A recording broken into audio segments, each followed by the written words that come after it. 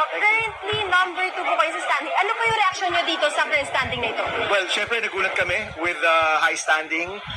Earlier today, we were hoping na sana mag-8 tayo, mag-9 or 10. So syempre, nakakatuwa itong nag-number 2 and hitting very good results in many areas in Luzon and Visayas.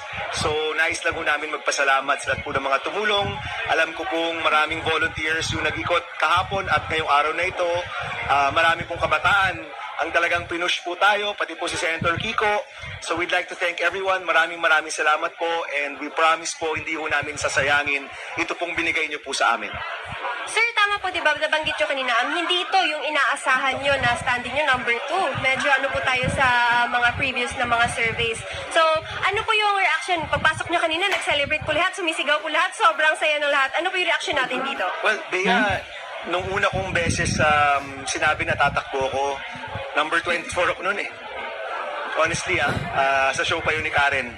So number 24 to 28 of May 2024. So in 1 year, ginapang natin yung 24 to the second spot no, kung totoo ngang mag-end tayo sa second spot.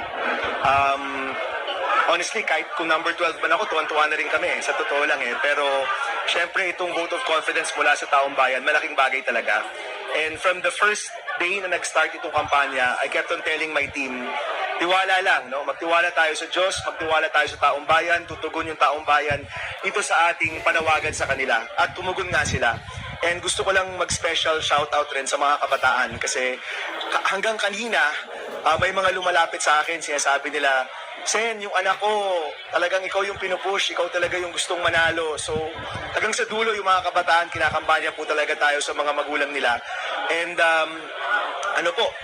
I guess pinapakita talaga ng kampanyang ito na kung gagalaw yung taong bayan, kung talagang magsisikap yung taong bayan, kahit anong forma ng politika sa Pilipinas, kayang baguhin.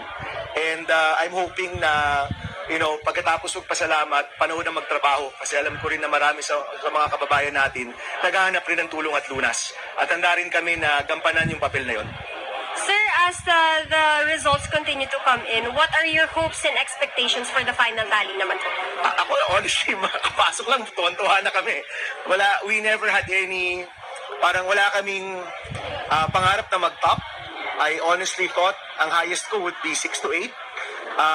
But even Senatorial, Sir Bam Aquino, Sir, congratulations po. Currently, number 2 po kayo sa standing. Ano po yung reaction nyo dito sa current standing na ito? well, syempre nagulat kami with high standing. Earlier today,